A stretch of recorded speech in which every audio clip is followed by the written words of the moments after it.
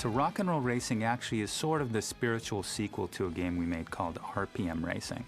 In RPM Racing, we didn't fully understand the trade-offs between high-res mode and the standard mode.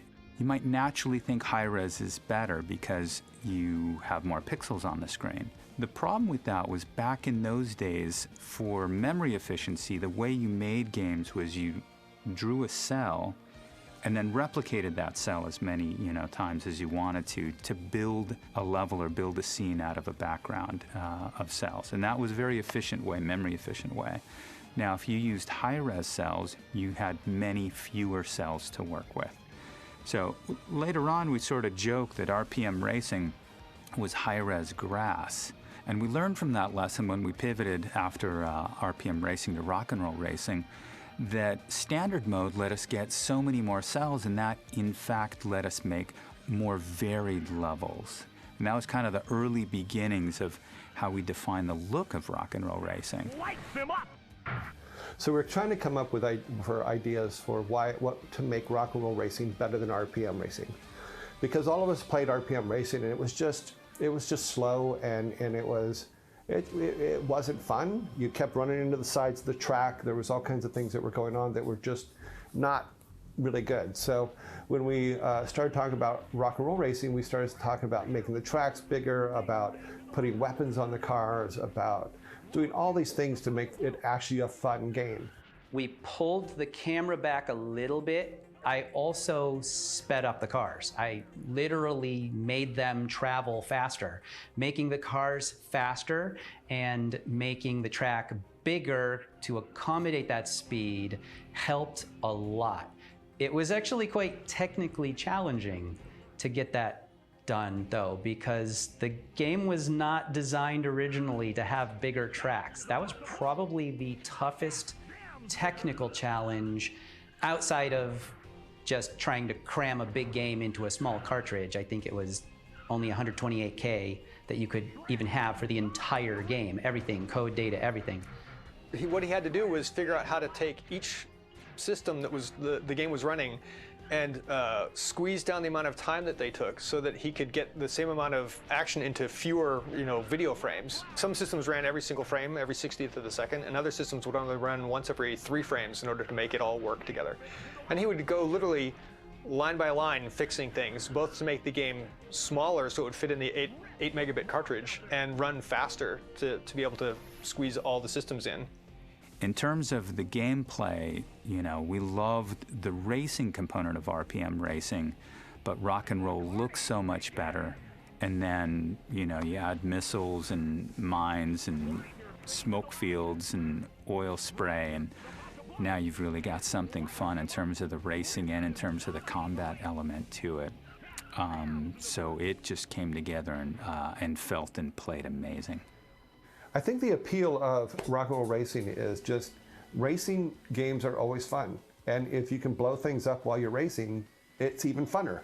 Because there's a certain thing about being able to get in front of your friend while you're racing and then hit him with a rocket from behind or hit him with an oil slick to where he spins out. Or not only testing your racing skills, but you're testing your skills to be able to fight while you're racing. When you're building a game, if the game just plays the same every single time, you pretty rapidly get bored with it. And this is in the days before the internet existed and people could patch games. So we had to make a game that was self-sufficient and would last for long periods of time, that people would play and play and play and play. And so some of those elements are just adding upgrades to the game. It just seems natural, like if you've got a car, you just want to make it better and better over time so you get rewarded for your playing. One of the challenges is that you really have to balance it carefully. And again, a lot of credit goes to Bob for solving these problems. Because, if you're in the lead and you have a lot of weapons to use against your opponent, then the opponent will never catch up. And so most of the weapons are pretty weak if you're the lead racer. Like oil slicks don't do that much against you and mines don't do that much. Whereas the missiles are actually quite powerful because it's fired by the person who's in the back. But you can't make it too powerful because then the trick is get behind somebody, shoot them, and then win the race. So one of the innovations of Rock and Roll Racing was putting real rock and roll music into the game. And the person who gets credit for that is actually Brian Fargo, including the name Rock and Roll Racing. It was like one of those ideas that just seemed so obvious when you hear about it. You think to yourself, why hasn't someone else already done this? Why isn't everybody doing this? The first company we contacted, or the first musician we contacted, was actually ZZ Top. We thought, hey, maybe we'll call this ZZ Top's Racing or ZZ Top's Rock and Roll Racing. The amount of money, the price tag, basically, for us to be able to get them was prohibitive. It was too expensive. So we thought, okay, that's the issue. That's why no one is doing this, because it just costs too much. And then we contacted a music service that provides sort of low-cost licensed music in public settings, elevators, and things like that. And when we looked through their library, we found there were a ton of cool songs in there. And so we licensed, I think, about a half a dozen songs at a reasonable price, and we were able to adapt them into the hardware at the time.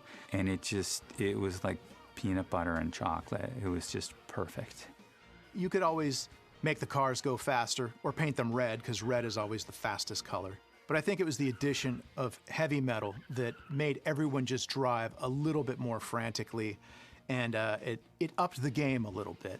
My favorite track on Rock and Roll Racing would probably be Highway Star. What songs did we know that that made you want to go out and drive? You know, and I had brought up the song Highway Star. I said to the guys, I go, here's the song that I would put, here's the song I would use. And they had never heard of it, so I played it for them. That one got in, and then Radar Love got in, and a couple others that were on, and then it was all about being able to license them. And back then, it wasn't like today where, because of Guitar Hero and all the rock and roll games, it's very difficult to get a license that's going to cost more than what your game is.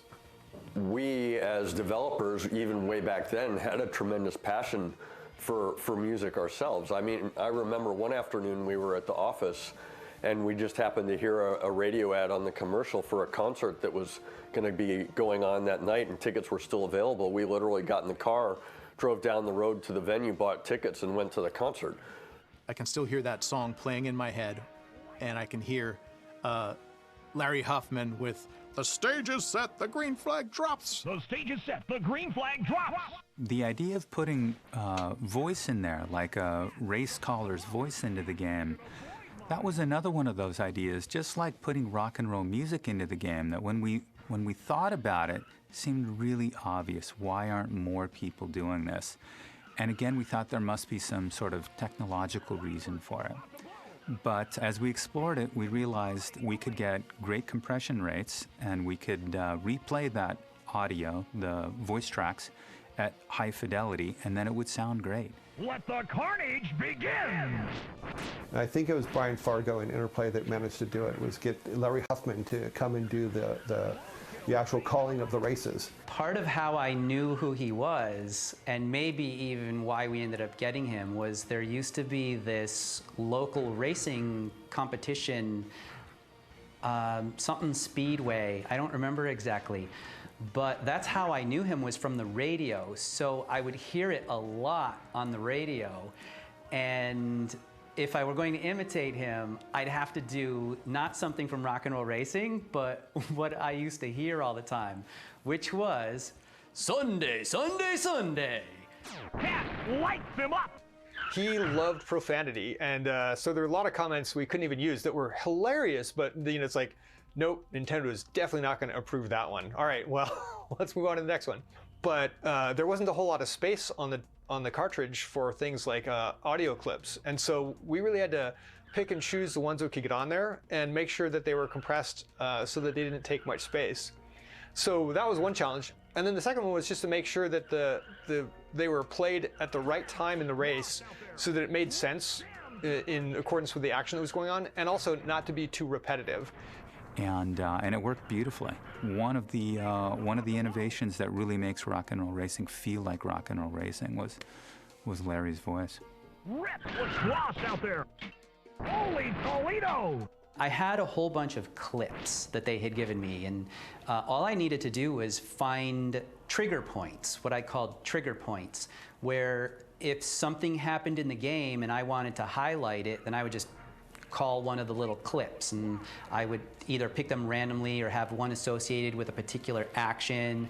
Like if somebody blew up somebody else and I could detect that the missile was shot from a long way away, then maybe I could know, oh, that was probably a really good shot. That was shot from way over here, it hit way over there. So I'll play a special clip right here like, oh, look at that shot or something. What are some of the things that he said? So it was just find proper moments. When are things where you as a player would want to hear something, and we would know those by playing the game. I'd play the game tons.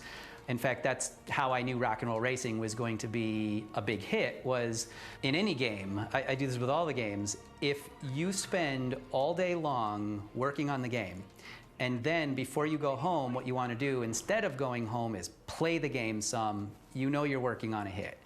And any time that a moment would go by where I'd think, oh, there should have been something there, I would just go back to the code and change it and put something there. And over time, you stop saying to yourself, oh, I wish there were something there, because now you've got them all, and now you've got your game.